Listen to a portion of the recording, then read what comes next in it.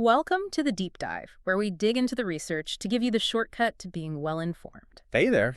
Today we are jumping into land management, specifically the world of hunting leases.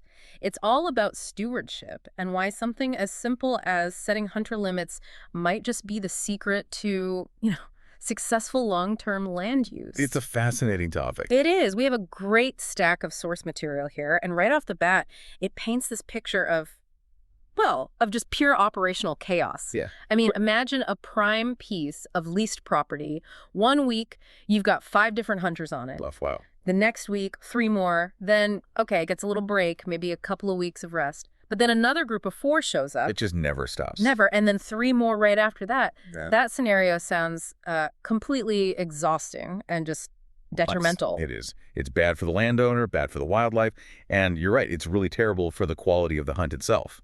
The very thing people are paying for. Okay, let's unpack this a little. Well, you've really hit on it. I mean, that's the definition of land use instability.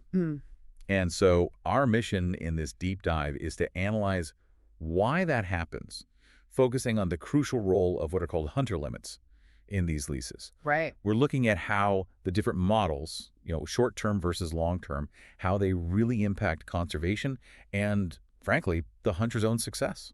And the sources seem to establish a core premise right away. They do, and it's an important one. The idea is that true hunters are, at their core, conservationists. Right. They want the resource to be there next year. Exactly. They want the land, the animal population, to thrive.